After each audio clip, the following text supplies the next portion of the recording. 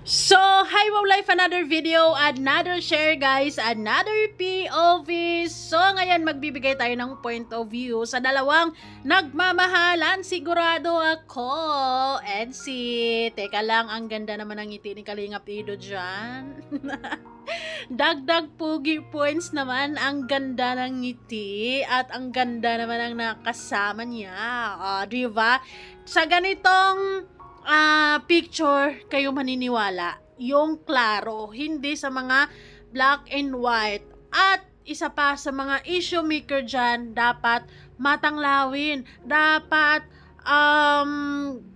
sigurado ka sa mga nakikita mo, hindi yung puro mima-mima ka lang pagdududa dahil sa one-sided ka lang at mga medyo edgy fan ang tawag ko sa inyo, medyo edgy fan kasi sinasampal ka na nga ng katotohanan halos araw-araw, 'di ba? Hindi naman tinatago ni Kalingap Ido si Viancy at sinasabi naman niya yan loud and proud sa ating lahat na kasama niya si Viancy, lalo na ngayong bakasyon pa at wala pang pasok. Sinasamantala niya yung pagkakataon na hindi pa busy si Viancy kasi kung balik eskwela na yan, hindi na niya yan makakasama araw-araw. So yes, nung mga nakarang araw kasama sila, kahapon magkasama sila, and today magkasama din sila. So guys, sa mga issue maker at kung buwisit na buwisit ka sa pagmumukha ni Kalingap Ido, huwag ka nang gumawa ng issue na walang walang kwenta. Okay, so ito, isa to sa example na klarong-klaro, kitang-kita naman na kasama ni Kalingap Ido dito si Viancy sa mall at nakita nga sila ni Kuya Bobby here. Okay, para mas malinaw sa mga issue maker. Yung tipong issue maker ka na nga, malabo pa yung paningin mo, 'di ba? Dapat matanglawin, dapat hindi ka paniwalain sa mga black and white na post or shady post, 'di ba? So later malalaman natin. Meron akong meron akong screenshot. Yan, Abides. Sino kasama mo? Abi Pisari. Ang pogi ni Kalingap Ido sa aurahan niya na ganyan, no? Saan ang punta niyo? Ay, grabe. Istorbo ka kumano siya. Tuloy kayo bukas. Sige, ingat ka ba? Nandito kami ni Rab sa taas. Diyan. Yan, guys. Balita ko, bumili pala sila dyan ng life vest. I don't know if it's true, pero bulong-bulong lang naman. Na yun na nga yung gamit-gamit ni Viancy kanina kasi kasama siya sa feeding program. Kasama sila Kalingap Dan. Kasama ka rin bukas. Kasama ka bukas. Kasama ka. Dapat kasama ka. Ano ka ba naman? Parang hindi ka pa sure, sigurado ako. Hoy, magdadagat sila ni Kapwede ron. Kasama ka din? Hindi nga. Papayag ba si Kalingap Ido? Papayagan ka ba niyan? Baka di ka maglamay ba? Gusto mo lang katawan si Hazel. Ay, grabe guys. Ayan guys, so na-ispatan ko si Viancy. Ganda ni Viancy. Sexy. Sexy. Diba? Short lang ang dalawa. So, ayun, kitang-kita, malinaw na magkasama sila kahapon, guys. So, ano pa bang patunay or ebidensya ang kailangan ng mga issue maker na to para lang sila hindi magduda kay Kalingap Ido. Tsaka isa pa, common sense, 'di ba? Common sense. Kung sa tingin nyo merong minamahal si Kalingap Ido sa likod ng kamera, di sana sa likod ng kamera tuwing nag-i-scout siya, di yun ang sinasama niya, hindi si Viancy. Ha? 'Di ba? Kung sa tingin nyo for the content lang ang EDC at mema lang yung sinasabi nila sa atin, kahit pa ulit-ulit nilang sinasabi na totoo yung kung ano mang naririnig sa kanila or kung ano mang sinasabi nila tungkol sa kanilang nararamdaman, di sana si Kalingap Ido hindi niya isasama si Beyonce at isasama niya yung taong sinasabi niyong mahal ni Kalingap Ido. Sino ba ang lagi-laging sinasama ngayon? Di si Beyonce. So, ibig sabihin, si Beyonce ang mahal. Ay. Ay, nako. So, dito tayo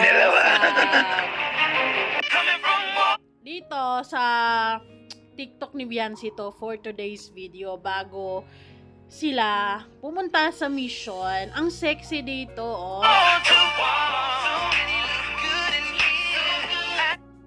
Ang ganda, di ba?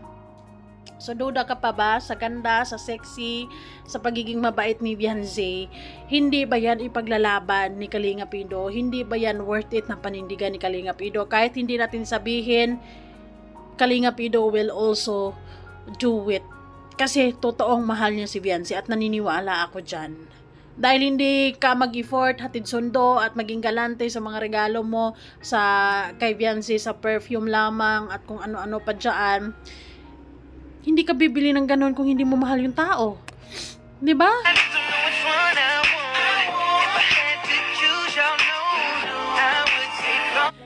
Sinasayawan lang ni Beyonce yung mga yung mga nag-i-issue. Aray ko po. Ayan, napaka-sexy naman niya.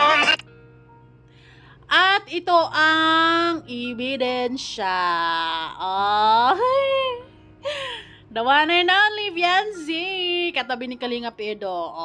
Diba? Hindi yan black and white para klarong-klaro sa mga mata ng mga marites dyan na medyo malabo. Marites na malabo pa. Dapat magmarites ka. Dapat malinaw ang mata. Diba? Dapat hindi basta iisip ng negative tapos hindi ka sigurado. Kasi parang binibigyan mo lang sakit yung puso mo. Diba? Binibigyan mo lang problema yung sarili mo na para kang kumuha ng bato at pinukpok mo sa ulo mo kasi yun maayos na maayos ang EDC magkakasama sila halos araw-araw tapos ikaw na mumblema ka dahil si Kalingap Ido sa pag-iisip mo ay mayroong iba. Pambihira yan. Nilalaman pa kayong couple cup. Hay.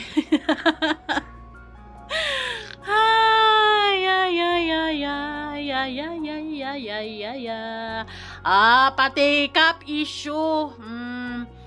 So, kitang-kita nyo naman yung cup ni Mariel dyan. Okay? Clip, 'di ba? Stick on yung kay Mariel and kay Kalingap Ido mapapansin nyo na clip. So, ayon sa isang investigador, ito, malinaw. Legit na malinaw ang mata nito. Tingnan nyo, cup ni Eds. Clip type. Tingnan nyo rin kay M. Stick on type. Ibang cup yan. Di parehas. Ginagaya ng ibang. Pero suko tayo. Walang makakalagpas. Dapat ganon. Diba? Dapat ganyan ang mga marites. Dapat matanglawin or dapat klaro. Dapat malinaw ang paningin nyo. At isa pa, nakakalito din tong mga medyo edgy fan kasi ayan na. Malinaw na malinaw. 'Di ba? Video, picture, magkasama sila. Hindi yan tago, hindi yan sinisikreto. Pero iwan ko ba sa mga basher, mas naniniwala sila doon sa post na black and white. May mga tao talaga na ganyan. Tapos, syempre, after nyan, maging negative na yung yung dating kasi iniisip mo, katulad nung nasa sasakyan si M, iniisip mo, nasa sasakyan ni Kalingap Ido yun. Diba? Na dapat, alam mo na dapat, dahil ilang beses naman na pinapakita siguro ni Kalingap Ido yung loob ng sasakyan niya. My goodness. Pero one thing for sure, guys, sa mga solid EDC fans dyan, dapat solid ang pagmamahal at suporta at tiwala. Yon yung key para hindi sumasakit ang puso mo. Okay? At wag masyadong nag-overthink kasi masama sa masama sa puso. What you see is what you get, yun na ngayon. Pero talagang lilihis sila. For what? Diba? Ano ba yan, pambihira kayo? Hindi ko na maintindihan kung anong tinitira ng mga issue maker ng EDSI. Ng mga one-sided. Okay. Kung sa tingin nyo, like for example, let's give a benefit of the doubt, kung nagkakaroon sila ng tampuhan, normal lang yan na magkakaroon ng tampuhan. Let them, fix it kung ano man yung tampuhan nila kung meron man. Pero, sa tingin ko naman, kay Kalingap Ido, mahaba yung pasensya niya para kay Beyonce. And si Beyonce din naman, ay matured naman siya pagdating sa mga bagay-bagay. Pero though, let's accept na 17 pa din yan. Hay nako. So, ayun, masayang-masaya ako sa relationship na meron ngayon ng EDSI because kampante yung puso ko. Sa totoo lang. Kumbaga, this is not a one-sided love. Mararamdaman mo talaga na they are both in love sa isa't isa. Kasi si Beyonce, unang-una, kung nararamdaman niya na si Kalingap Ido ay may tinatago or may mahal na iba tulad ng ini-issue at sinasabi niyo, hindi yan sasama, di ba? Hindi yan sasama. Ikaw, kung ikaw babae, sasama-sama ka ba? Knowing na ka lang, wala ka lang, baliwala ka lang. Kasi alam mo, may mahal na iba na sinasabi ng iba. So, hindi. At saka sa pagkatao ni Kalingap Ido, siya yung tipong tao na one-man woman. Yun. At saka matanda na si Kalingap Ido, alam niya kung anong ginagawa niya, alam niya yung kung anong dapat at hindi. 'Di ba? Siguro si Kalingap Ido, kahaba-haba ng araw, galing sa mission, galing sa pag-scout. Tapos pagbukas niya sa cellphone niya, may issue na. Naguguluhan na lang yung tao. Pero guys, ayun, masasabi ko sa inyo na mahal na mahal talaga nila yung isa't isa. Yung ginagawa ni Kalingap Ido ay hindi gagawin ng isang lalaki yon kung hindi maganda yung intention niya kay Beyonce. Okay? Hindi niya gagawin yon kung wala siyang pagmamahal kay Beyonce. 'Di ba? Sino bang normal na lalaki na maghatid sundo sa'yo, isasama ka sa pag-i-scout, bibilhan ka ng ganito, ganyan, tapos wala lang. 'Di ba? Hi! Anyways, matchy-matchy pala sila ng suot kahapon. Tapos shirt lang din, ganun. Hi! It's a couple thing, you know? It's a couple thing. Kaya sa mga one-sided fans dyan, ikalma nyo yung problema nyo, tanggapin nyo ang katotohanan, at the end of the day, ay sila ang magkakasama. Kaya respeto natin. Kung sino ang mahal ni Beyonce, tanggapin nyo. Kung sino ang mahal ni Kalingap Ido, tanggapin nyo. 'Di ba? Kung sino man yung manok nyo para kay Kalingap Ido or kay Beyonce, itigil nyo yan. Kasi wala kayong mapapala dyan. Dahil at the end of the day, sila ang mamimili kung sino yung talagang mahal nila. And yes, mahal nila yung isa't isa. So, pipiliin nila yung isa't isa no matter what kung ayaw ng mga issue maker. 'Di ba? Kahit nagagawa kayo ng paraan para paghiwalayin tong dalawa, wala na. Too late. Yung bond nila, yung tiwala nila sa isa't isa ngayon, super, na yan, malakas na yan, 'di ba? Hindi na yan basta-basta matitinag. Yun lang yun. And I just hope and pray na syempre, 'di ba, lagi-laging may temptations. Kahit anumang magiging problema, mga pagsubok, ay lagi-lagi nilang piliin ang isa't isa. And yun, always, si Kalingap Ido naman, I believe na malapit din siya kay Lord. And lagi-lagi ding kasama si Lord sa araw-araw ng mission niya, sa araw-araw na pag-scout, and lalo na sa relationship nila ni Beyonce. Okay guys, sana mas malinaw sa inyo ang video na kasama sila sa mall. Ay, nako. So, ayun lamang guys. Salamat po sa inyong lahat. Kung pinoproblema nyo yung cup, malayo lang. At kung sakali mang nagkataon na parihas, so, problema ba yun? Pwede naman talagang magkaparihas ang cup. Hindi naman yan na big deal. Kasi pwede ka naman talagang, may mga nagka-cup ng Nike, marami. Diba? Ilang tao kaya ang magkakaparihas? So, ulit-ulit na nga actually yan ang pinapaliwanag ni Kalinga Pido na walang something special. Okay? They're just friends and that's it. Period. Diba?